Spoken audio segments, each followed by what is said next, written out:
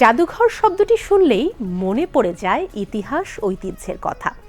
হাজারো নিদর্শন আর বিলুপ্তপ্রায় সংগ্রহ ভাণ্ডার নিয়ে নারায়ণগঞ্জের সোনারগাঁয়ে আছে তেমনই এক অনন্য সংগ্রহশালা, লোক জাদুঘর। সোনারগাঁওয়ের লোকশিল্প জাদুঘর ও সংগ্রহশালার খবর জানব আমাদের আর্ট গ্যালারি পর্বে।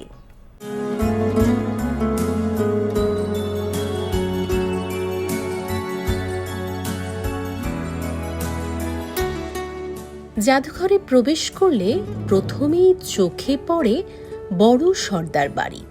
10টি গ্যালারিতে পোড়ামাটির নিদর্শন, গ্রামীণ লোকজীবনের পরিবেশ, লোকজ বাদ্যযন্ত্র, তামা, কাঁসা, পিতলের নিদর্শন ও লোহার তৈরি নানা নিদর্শন।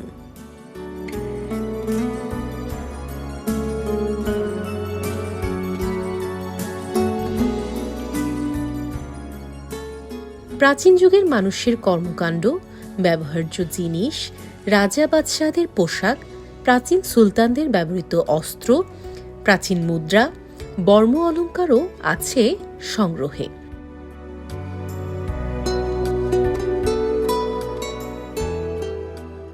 আছে গ্রাম বাংলার নিরক্ষর শিল্পীদের হস্তশিল্প, জনজীবনের নিত্য ব্যবহার্য পণ্য সামগ্রী, শিল্প সামগ্রীতে তৎকালীন প্রাচীন বাংলার ঐতিহ্যবাহী লোকশিল্পের রূপচিত্র।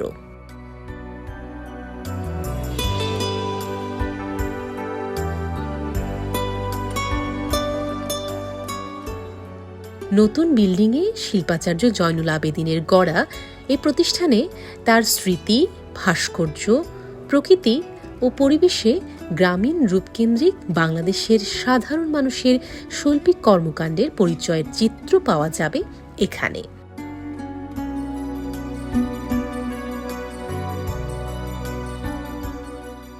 এছাড়া দেশের বিভিন্ন অঞ্চলের অজানা অচেনা কারুশিল্পীর তৈরি বাঁশ, বেত, কাঠ খোদাই, মাটি, জামদানি, নকশি কাঁথা, একতারা ও ঝিনুকের সামগ্রীর প্রদর্শনী ও বিক্রয় কেন্দ্র আছে, যেখান থেকে চাইলেই শিল্প সামগ্রী কেনা যাবে।